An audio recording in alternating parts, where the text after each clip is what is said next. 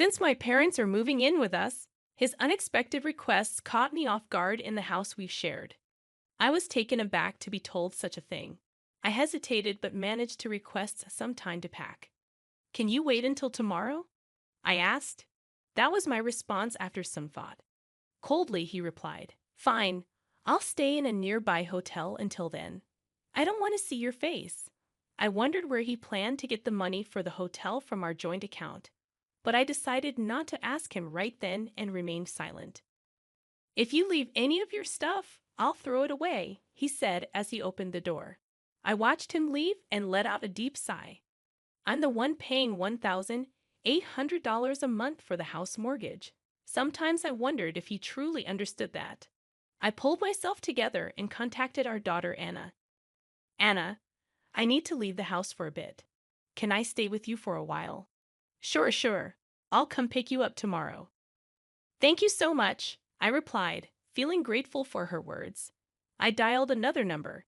I felt like George had been looking down on me, so I decided to give him a lesson. In the end, George had a tough experience. My name is Sarah. I'm 51, and I spend my days working hard at work and at home. I live with my husband, George. One day, I met him through an acquaintance, and before I knew it, we were married. At 23, we were blessed with an angelic daughter, Anna. However, George hardly ever paid attention to Anna, and I was mostly the one taking care of her. Hey, play with Anna once in a while, I'd say. He carelessly responded. That's a woman's job, right? Yes, he had decided that housework was a woman's duty and wouldn't help. But Anna was such a good child, always helping me whenever I was tired. Dad, if you're relaxing, help out. Housework is your mother's duty. Without hesitation, Anna retorted, Then what's your duty? Mom works for both you and her. Even George couldn't resist helping a bit after hearing her genuine words. Now Anna has built a new life in a distant state, living happily with her husband's family. My parents passed away in an accident 5 years ago, and I had to let go of our beloved family home. George's parents live a bit far away, and we only see them at occasional family gatherings. They don't interfere with our lives and live peacefully. The relationship between George and me was, to put it mildly, complicated. Simply put, he's living day to day like a part-timer. How's your current job? I'd ask. I quit again, he'd say. His nature is to quit at the slightest obstacle. Whenever there's a problem, he runs away quickly. At best, he stays at his job for 3 months. At worst, he quits on the first day. Because of this pattern, there aren't many companies willing to employ him long-term. So even at 56, he's stuck doing part-time jobs. We often fight over this. Don't you want to take things more seriously? I'd ask. You're so persistent. People just don't appreciate my abilities, he'd respond. George's educational background is impressive. He graduated from a renowned university. But one's worth isn't just about their educational background, and I believe he should utilize that impressive education in his work. But I sometimes doubt if he's truly leveraging his abilities. My background is different. I started working right after high school. During high school, my father fell, and I had to support our family financially. Thanks to that, I've become a reliable figure in my company, yet it seemed that George didn't appreciate my efforts. You didn't even go to college, yet you complain about me whenever I voice my opinion, he'd say. So lately, I've been careful about what I say to him. Back when he was chasing his dreams, his eyes shone so brightly that I was captivated, just like stars. While pursuing his dream, he truly sparkled. But recently, that spark seems to have disappeared. I wonder what he thinks of me. Lately, I've been having thoughts like that more and more, even considering divorce. Then a surprising incident happened. I was a bit curious and checked our joint bank account. It's decreased by $2,000. Why? For someone like me who doesn't waste money, this amount was a shock. After all, I've been working hard to protect our household finances. So I asked him, What did you use this $2,000 for? He replied with an annoyed expression. Actually, I gave it to my parents. I thought to myself, why? His parents, nearing 80, were really energetic and enjoyed doing volunteer work.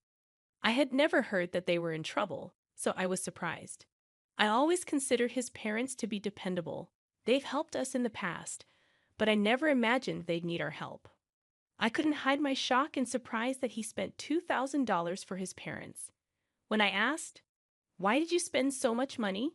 he replied proudly, "Actually, my mother's birthday is coming up, so I decided to give her a surprise hot spring trip." "But why from our joint account?" I asked. He casually replied, "It's okay. It's all part of being filial."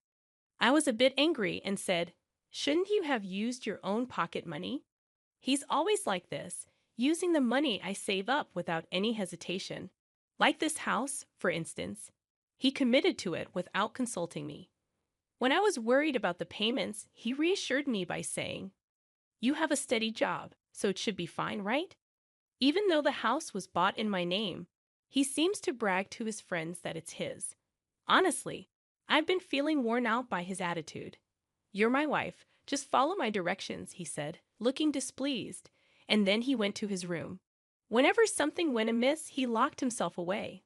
Left to ponder our problems, I would engage in chores, the money I diligently saved now used to cover our tight budget, as he consumed almost all my part-time job income. Despite my desire to escape this situation, I found myself sighing one day, memories of our recent fight still fresh. Unexpectedly, a call from my mother-in-law thanking us for the hot spring trip brought more shock. She disclosed that he had proposed that they live with us after their trip. Surprised, I asked, "Why did you suggest living together?" "He said they're getting old, and it might be better to sell the family home and live together," she explained. I insisted such decisions should be made together, reminding him of our household situation. In anger, he snapped, "You're so annoying. If you're not satisfied, do whatever you want." Speechless, I witnessed him hit the table in anger. "All right, but I need time to pack." "Can you wait until tomorrow?" I managed to reply. "It's okay. I wanted some space anyway. I'll stay at a hotel for the next couple of days," he replied hastily, concerned about where he would get the money for the hotel. I feared it would be from our joint account. As he left in a hurry, threatening to throw out any of my belongings left behind, I felt drained. "Don't you know that I'm paying a monthly mortgage of $1,800? I muttered to myself. Deciding to seek refuge, I contacted my daughter, Anna, who lives in another state.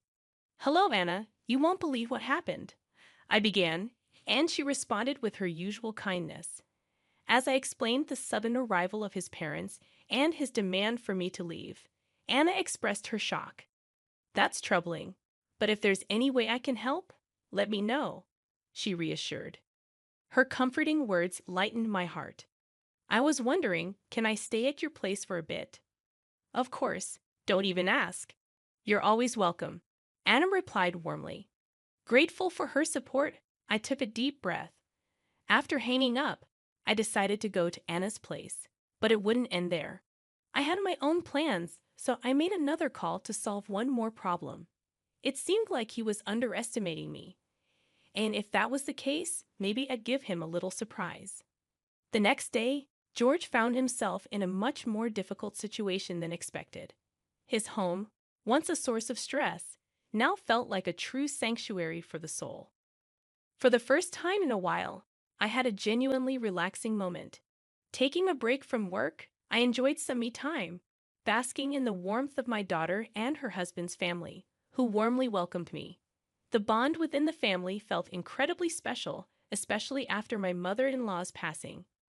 Even my little granddaughter, initially wary, reached out to play with me, her voice calling me Grandma oddly comforting.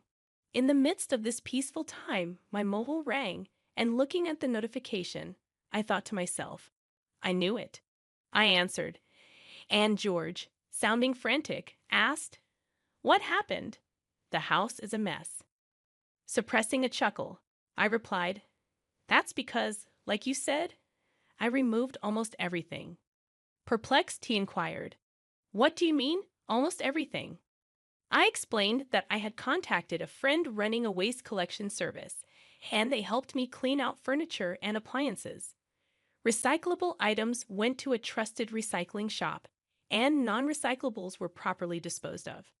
Reminding him that I chose and bought most of the stuff in our house, I playfully teased, "Do you recall anything you bought with your own money?" Taking time to think, George replied, you may be right. But the situation seemed a bit extreme to him. At that moment, Hannah approached me, taking my phone with a smile, saying, "Mom, let me borrow this for a bit." Switching on the speaker, she addressed George. "Dad, it's Anna. It's been a while." Her cheery confirmation puzzled George, and with a serious expression, Anna asked, "Dad, why has it come to this? Mom has always been the backbone of our home and supported us. What about you?" Her words weighed heavy, and tension filled the room. Curious about George's response, I decided to be straightforward. "Enough, tell Sarah I'm seriously considering a divorce." "Are you serious? What do you plan to do, Mom, if it comes to that?" George's voice carried sheer astonishment. My unexpected response seemed to catch him off guard. He appeared a bit too self-centered. "I'm open to a divorce, really," I reiterated, responding to his apparent disbelief. Recalling our marital life, I remembered how I took care of our finances while he spent freely. Money-related arguments were not uncommon. "It's okay. I get it. Just make sure to transfer the house's name," he said. "Sure, the house is yours now." "All right then. I'll prepare the necessary documents." "Thanks." After ending the call, Anna returned my phone. Concern showed on her face, but her smile was kind and understanding. "Mom, are you sure about the house? You bought everything with your salary, right?" "Well, there's nothing to worry about." Actually, when I told Anna the truth about the house, she burst out laughing. I explained, "Indeed, I acquired that house with my money, but there's still a mountain of unpaid mortgages. The amount of those mortgages is many times George's monthly salary. I can't imagine him paying that every month." "I see. You're really amazing, aren't you, Mom?" Anna praised. "I've been working behind the scenes a bit too, so Dad will probably get into a fix soon." "What do you mean?" I asked. "Actually, I've become very close with Grandpa and Grandma, so I get a lot of information." Anna winked playfully, flashing a mischievous grin. Unlike me, she highly valued her relationship with her grandparents and frequently kept in touch. After Anna reached out to her grandmother, things quickly escalated. My in-laws decided to cut their trip short and came to apologize to me. "Sarah, we're truly sorry. We should have explained our situation." They gently elaborated on the recent chaos. The decision about selling their family home was true, but the reason behind it was because they were planning to move into a senior facility. They were currently waiting for a room to open up in the retirement home, and for the brief interim, they needed a place to stay, which happened to be our house. Upon hearing their wishes, George suggested they all live together with him.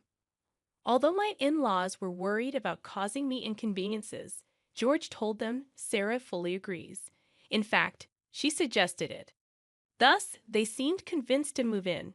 However, I never agreed to any such thing. My relationship with my in-laws was quite ordinary. I would never make such a bold proposal. So, it was all Dad's cunning idea, Anne remarked, looking exasperated. My in-laws, resembling parents apologizing for their child's mischief, seemed deeply remorseful. Afterward, they were furious at George. Their eyes brimmed with the question, "Why would you do such a thing?" They concluded by seemingly cutting ties with their son, distancing themselves from him. Later, they deeply apologized to me and left in a somber mood. Honestly, I think my in-laws are decent people. They seemed financially stable, having aided in George's expensive university fees. "Hey, you think Grandma and Grandpa's parenting style is a bit too liberal?" Anna asked me curiously. "Why do you think that way?" I responded. "Well, they could see Dad not working, but they didn't say anything. Plus, he seems to have inherited their personality." True, George always appeared quite indifferent towards me. My in-laws seemed absorbed in their volunteer work and hobbies, drawing a line between them and our family. However, maybe that's not unusual. I was always worried about you, Anna, and occasionally called you. Perhaps my in-laws' leniency influenced George's selfish behavior, but George is an adult. He shouldn't let little things upset him and should act responsibly. It had only been a month since our divorce when my phone rang again. I noticed George's name, someone I considered part of my past, with a slight frown. I answered, "What now?" "We have nothing left between us." "Listen, it's about the house mortgage." Panic and confusion filled his voice. Apparently, he had received the next mortgage statement. I had diligently paid $1,800 every month, but he might have been unaware of the amount. "It says $1,800 a month. Unbelievable." "Yes, I've been paying it properly. You graduated from a good school, right? You can manage that, can't you?" I could understand his shock. George's income was just over $1,200 a month, and given his spending habits, he barely saved anything. Although most items in the house were gone, he managed with things he received from his parents. However, he wasn't good at housekeeping and ended up spending money on eating out and laundromats. For him, a mortgage surpassing his income would be tough. Are you surprised that I, a high school graduate, can pay $1,800? Well, kind of. You see, even as a high school graduate, I worked hard steadily, getting promotions. I realized the importance of perseverance. That's impressive, but it might be tough for me. It was your choice to be in this situation. Stop blaming others and take responsibility. When we divorced, we had clearly discussed the mortgage and other details. It was a given that George would pay for it if he continued to live in that house. By the way, his parents seemed to have moved to a senior facility. When George reached out for help, they firmly told him, "You're an adult. Take care of your own affairs." "Sarah, won't you reconsider? Let's start anew." "Wait, you're kidding, right? We can't be together anymore." "Then how am I supposed to pay off the mortgage?" "That's for you to figure out." "When we were together, I paid for it, didn't I?" Hearing his frustrated voice, I thought to myself, do your best. His future decisions and actions were up to him. I changed my settings so that I wouldn't receive any more calls from him. I had just started on a new path, so being pulled back into the past was truly bothersome. "Hey, did you get any call from Dad?" "Actually, yes." Despite never truly apologizing, he asked if we could get back together. I could see through his words, though. It's all about money. Oh, maybe that's why he contacted me too. After I rejected his proposal, it seemed he had been contacting Anna numerous times. Despite always being weak in front of Anna, him persistently trying to contact her might mean he was genuinely struggling. I told him that this is the result of his actions. Exactly. Also, now that you finally have the peace you deserve, Mom, I told him sternly not to cause any more trouble. "Thank you so much, Anna. I'm so happy to see my daughter grow into such a considerate and wonderful woman." I felt proud of her. "Hey, Mom, I've been wondering, do you know what Dad was spending his money on?" "Why do you ask? Didn't he frequently spend money on gambling?" At that, I couldn't help but chuckle. George's income wasn't that great, to be honest. Now that I think about it, maybe he was sometimes grumpy because he lost money due to gambling. That's true. On the days he actually won, he would sometimes buy special treats. His personality was perhaps a bit simple, but I wonder why I even married him. I chuckled at the naivety of my past self. When my friend introduced me to him, he seemed to sparkle. But Anna is smart. She learned from my experiences and chose someone opposite of George, someone truly kind. Anna's husband is family-oriented, spends weekends with her and their daughter actively, and has a high position at his job, ensuring a stable life. He loves playing with his daughter during his free time and occasionally checks up on me. You really chose a good man. Do you think so, Mom? Thank you. As she spoke with a beaming smile, she looked genuinely happy. From now on, it's time for you to enjoy your life more. I'm getting older, though. I'm not sure where to start. Age is just a number, Mom. You can still find a lot of happiness ahead of you. Hearing Anna's words warmed my heart. I suddenly hoped for someone understanding, like Anna's father-in-law, to be my next partner in life. Just then, I heard my granddaughter calling out to play. "Grandma, come play with me." "Oh, have you been waiting to play with me? Let's play together." Surrounded by Anna's joyful family, I too was smiling. I'm glad that Anna is blessed with such a wonderful family. Changing the topic, Anna said, "It seems George faced financial difficulties and had to sell a house. He used the money to pay off some debts, but moved to a cramped apartment. He struggled to find a stable job, and his debts only grew. Eventually, he couldn't even pay rent and ended up living on the streets. One day, I heard shocking news that he was taken away by a shady group. His path was indeed a result of his own choices. George's parents felt deeply remorseful. They didn't want to burden me anymore. They sold their house and used their savings to pay for a facility. They also ensured their inheritance would go to me. I don't need this much money, I told them, but they insisted it was their apology. In the midst of all this, with a bit of financial freedom, I considered moving out of Anna's home. "But, Mom, you can stay here. I certainly don't want to bother you and your family, Anna. Actually, my husband and I were talking about living together with you." "Really? It seems you've always cared for me." After discussing it with her husband and father-in-law, they planned to invite me to live with them.